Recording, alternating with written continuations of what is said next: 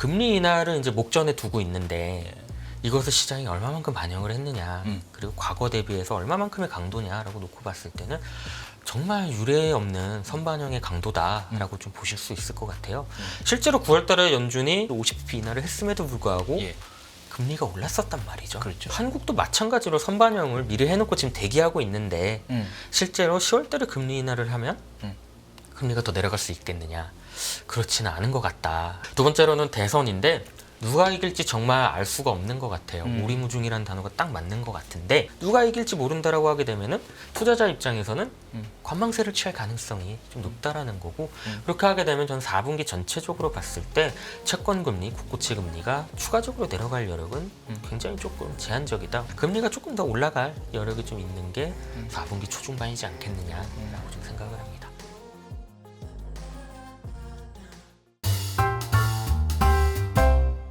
시청자 여러분 안녕하십니까. 굿모닝 인포메이스 경제연풍 시작합니다. 한국은행의 피벗이 다가오고 있습니다. 위축된 내수, 1%대 물가 상승률, 연준의 B컷, 가계부채 증가세 둔화 등 금리 인하를 위한 대내외 조건이 마련되다는 평가가 제기되고 있기 때문입니다. 과연 한국은행이 3년 만에 금리 인하를 단행할지 신한투자증권 리서치센터 안재균 연구위원과 알아보겠습니다. 어서 오세요. 네, 안녕하세요.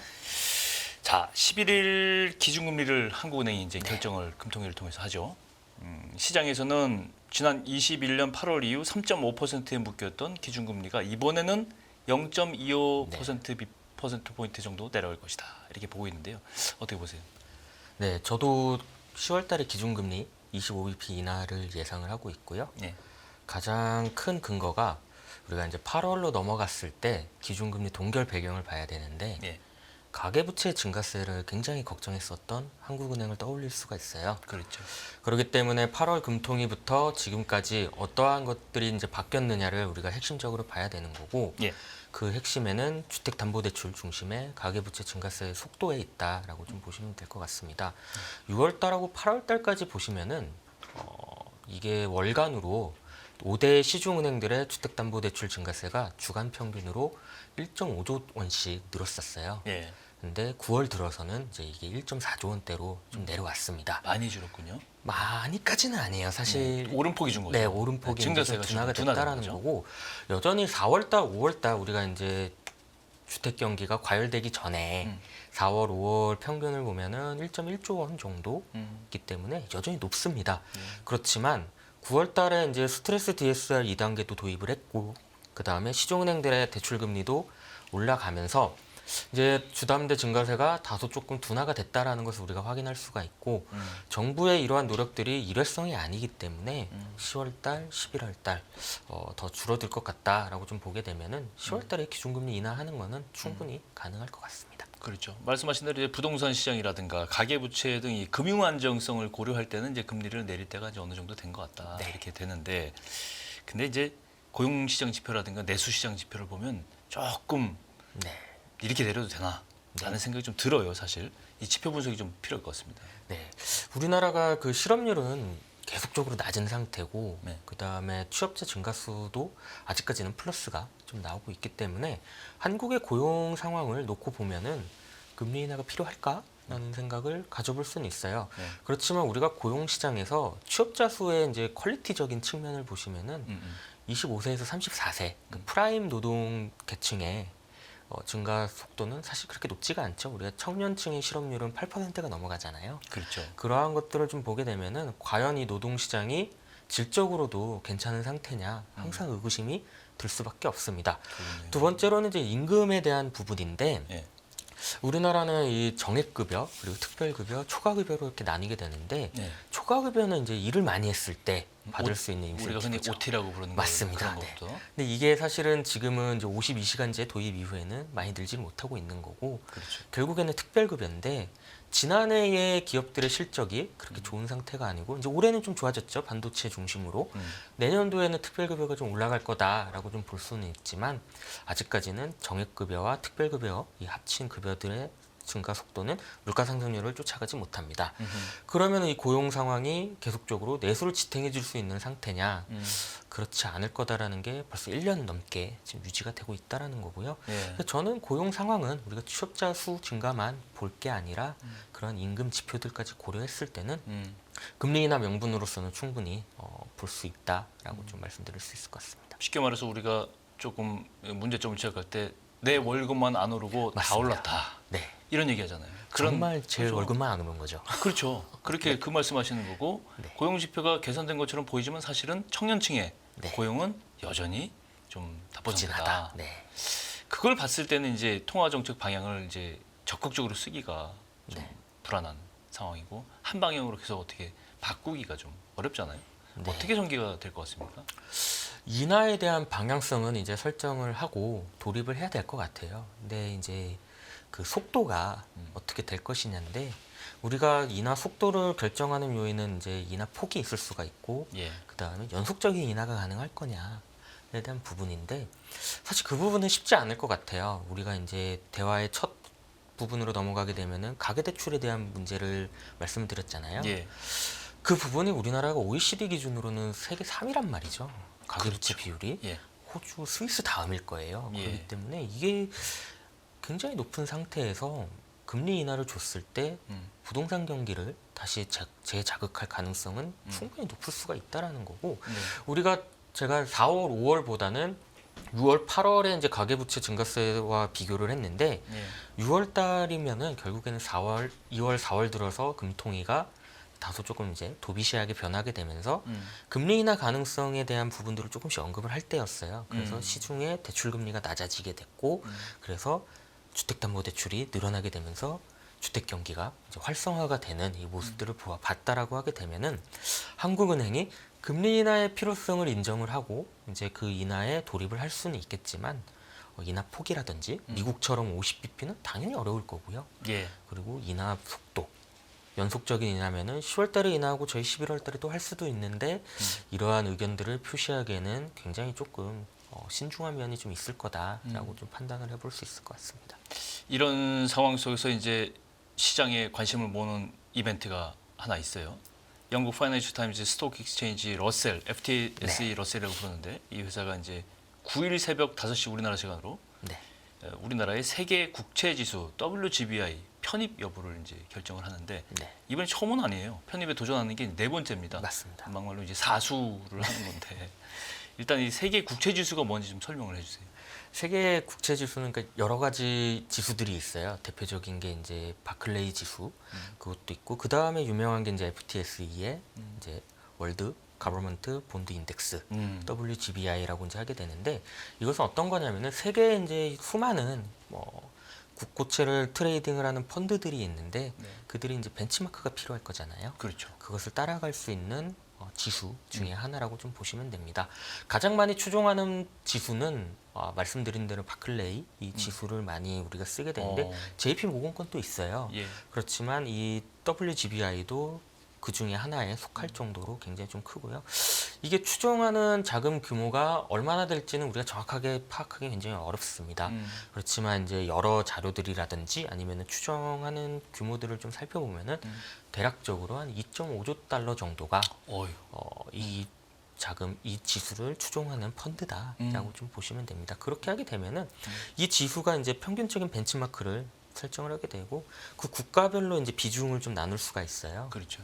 그러면은 그 벤치마크를 이제 만들려고 하게 되면은 그 국가의 비중만큼의 국채를 넣어야 되겠죠. 그렇죠. 우리나라가 이제 없었던 게 이제 우리나라가 들어간다라고 하게 되면은 적어도 그만큼의 비중을 이제 편입을 해야 되는 뭐 제가 뭐 100억 달러를 만약에 WGBI를 추종하는 펀드를 운영하는 다다. 근데 한국이 2%의 비중으로 이제 들어오게 된다라고 하게 되면은 100억 달러 중에 2%를 한 2억 달러 정도는 그렇죠. 신규로 KTB를 한국 그렇죠. 국채를 집어넣어야 네, 되는 거죠. 집어넣어야 된다라고 이해를 하시면 됩니다. 그러면 이제 한국 국채에 대한 신규 수요가 외국인들에 의해서 이제 발생을 하는 거고 두 번째가 이제 국채를 사기 위해서는 원화로 이게 매입을 해야 되는데 그러면 다시 환율에 이제 영향을 끼치게 되고 네, 여러 가지 이제 영향이 있고 어쨌거나 외국인들이 한국물을 사게 된다는 점에서는 우리 국내 자본시장에는 굉장히 좋은 한국물에는 좋은 소식인데 네. 근데 이제 사수를 하고 있단 말이에요. FTA 러셀 측이 이제 이 월드 가버먼트 본드 인덱스에 편입하는 조건이 있을 것 같아요. 네. 어떤 조건들이 있습니까? 그러니까 조건을 여러 가지로 우리가 할 수가 있지만 가장 쉽게 이야기를 하게 되면은 당신네들의 국채를 좀 편안하게 투자를 할 수 있게 해주세요 라는 겁니다. 그러니까 거래의 장벽을 완화시켜 달라는 게 가장 핵심적인 요소예요. 왜냐하면 그렇겠죠. 외국인들 입장에서는 두 가지가 중요할 거잖아요. 첫 번째는 해외에 투자하는 거기 때문에 환에 대한 해지 이 부분들을 조금은 더 열어줘야 됩니다. 그렇게 하게 되면은 외환 시장의 거래가 훨씬 더 많아야 되고 그렇죠. 거래량이 많아야 해지도 했고 그 다음에 환율에 대한 가격 변동을 그나마 조금은 더 안정적으로 볼 수 있는 거기 때문에 거래량이 적으면 왔다 갔다 이 변동폭이 클 거잖아요. 근데 거래량이 좀 많다라고 하게 되면 그 폭이 좀 제한적으로 좀 나오게 될 거고 안정성을 확보할 수 있다라는 장점이 있습니다. 두 번째로는 우리나라는 계속 1992년도부터였나요? 외국인들의 투자자들은 등록을 해야 되는 제도가 있었어요. 그렇기 때문에 외국인들 입장에서는 한국에 투자하고 싶을 때는 이 등록을 먼저 해야 된다라는 거죠. 그 다음에 국내에 계좌를 개설을 해야 되고 해외에 계좌가 있음에도 불구하고 또 따로 만들어서 이것을 왔다 갔다 해야 되는 번거로움이 좀 있었다라는 겁니다. 그렇기 때문에 한국 국고채가 좋은 것 같은데 한국도 이제 선진국 시장에 편입이 되는 부분에서 거래가 조금 더 많았으면 좋겠는데 이러한 부분들리 좀 제한으로 불편하게 하다 만드는 보니까 거죠. 네, 그 네. 불편함을 좀 해소해달라. 거기에서 약간 뭐 비과세 혜택 정도 주면은 조금 해볼만 하겠는데 이렇게 생각이 되는 거고. 그래서 이제 정부가 그걸 차근차근히 이제 좀 해줬던 거죠. 비과세를 도입을 해주고 외국인 등록자 이 폐지를 2023년도 말에 이제 폐지를 해줬고, 그다음에 국내에 계좌를 개설해야 되는 부분들도 야 해외에 있는 거 그냥 같이 통합으로 하자. 이게 6월달에 실시한 이제 유로클리어 계좌를 정식으로 도입을 해서 시행을 하는 이 부분들이라고 보시면 됩니다. 어찌 보면은 거래상에 불편했었던 이 부분들은 상당 부분 이제 정부가 이제 장애물을 좀 치워줬어요. 그렇게 하게 되면 이제 달릴 줄만 남았나? 그걸 이제 우리는 WGBI 이제 편입을 앞두고 있다라고 해석을 할 수도 있지만 실제 이제 그 매매 참가자들은 이것이 해소가 됐을 때 얼마만큼 이제 조금 더 자유롭냐를 조금 더 봐야 되겠죠. 이른바 좀 시범 운전 기간들이 좀 필요한 거고 그러한 것들을 좀 놓고 보면은 WGBI, 그러니까 FTSE에서 요구하는 편입 조건들은 정부가 이제 만들어 놨지만 그것이 이제 얼마만큼 잘 작동이 되는지 이 부분들이 좀 필요하다. 그러면 9일 날에 발표되는 이 부분에서는 좀 편입이 좀 어렵지 않겠느냐라고 좀 판단할 수 있을 것 같습니다. 좀 어렵다 아직은. 네. 이것 때문에 이제 외환시장 자유화도 선진화도 좀 네. 드라이브를 걸고 했는데 네. 일단 환율 부분이 굉장히 중요한 것 같아요. 그죠? 환율 안정성에 있어서 WGBI 편입되면 국채에 대한 외국인들의 접근성이 개선되면 네. 그만큼 자금이 유입되면 외국인 자금이 유입되면서 환율 안정에는 기여할 수 있다. 네. 환율이 좀 원화가 이제 사실 뭐 이 안정 효과를 기대할 수 있다. 이런 기대감이 제일 먼저 기대가 되잖아요. 네. 이 기대 효과 만약에 된다고 하면 좀 어렵다고 하셨지만은 네.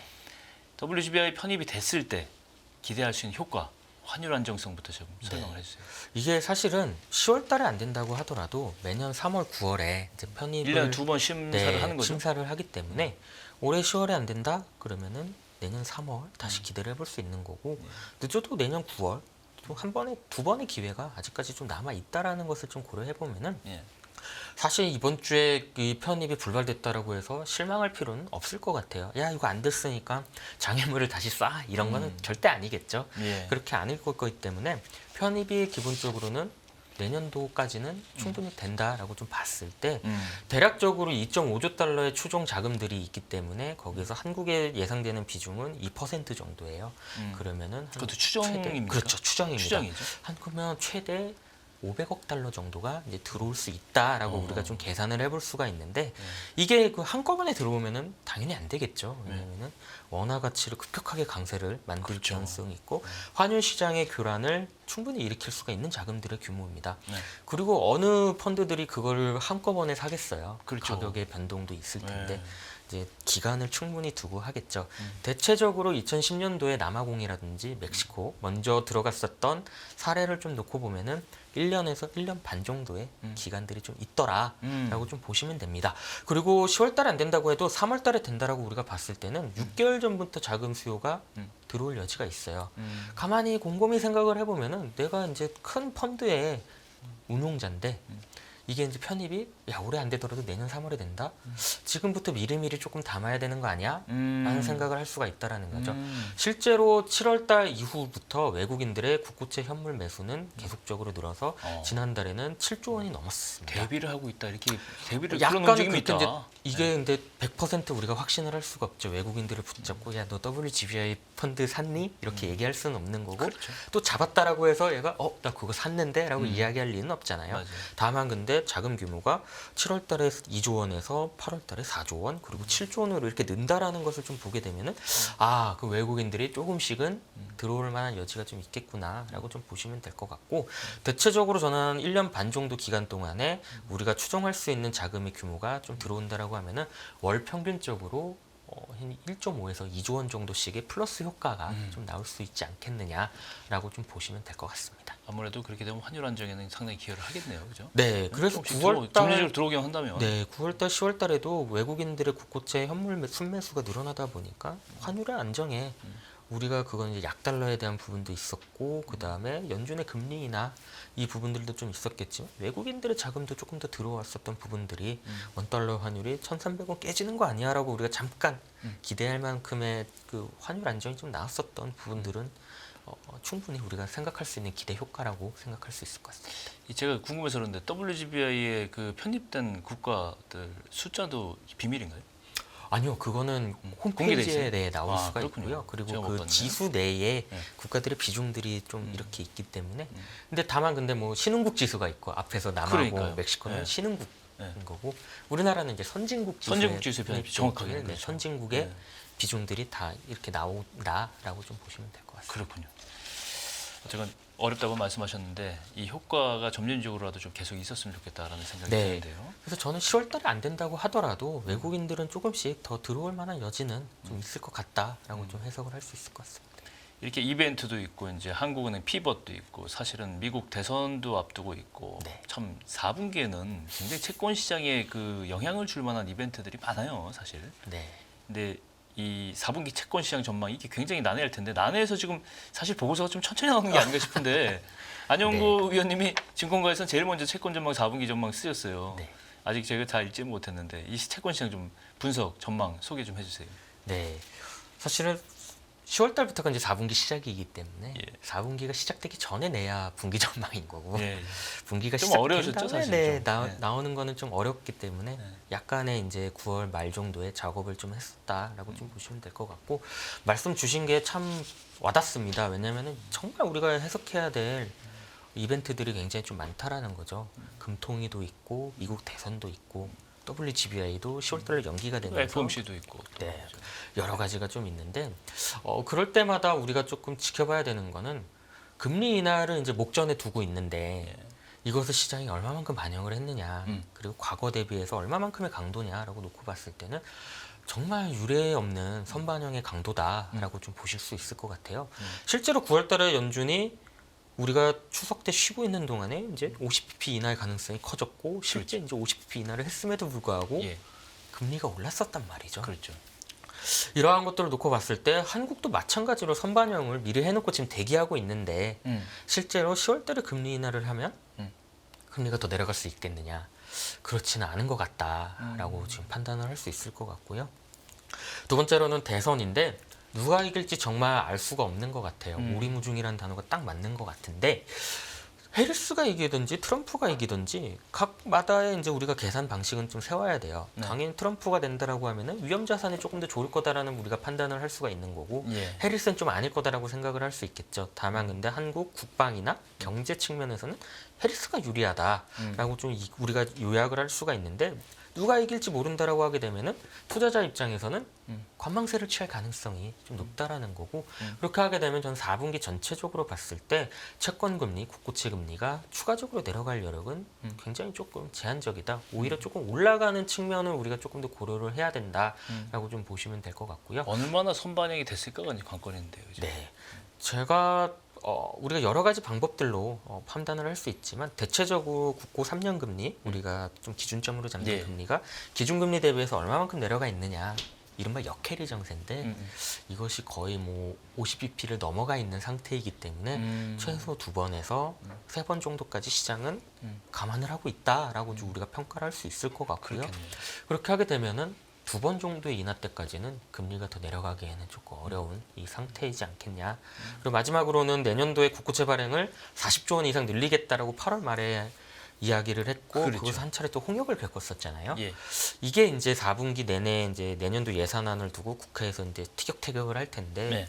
야당에서는 늘리고 싶어 할 가능성이 좀 높다라는 거고 그럼 국고채 발행이 더 늘어나는 거 아니야? 우려를 좀 해보면은 금리가 조금 더 올라갈 여력이 좀 있는 게 4분기 초중반이지 않겠느냐라고 좀 생각을 합니다. 각종 지표들은 사실은 이벤트들은 금리를 내리는 쪽으로 향하고 있지만 네. 시장의 심리는 여전히 반영을 했기 때문에 네. 내릴 여지보다는 사실은 하방 경직성이 좀 있다. 이렇게 정리를 하고 상당히 있군요. 좀 세 보이는 게 세 보인다. 4분기일 것 같습니다. 그렇군요. 그렇게 정리를 할 수 있겠습니다.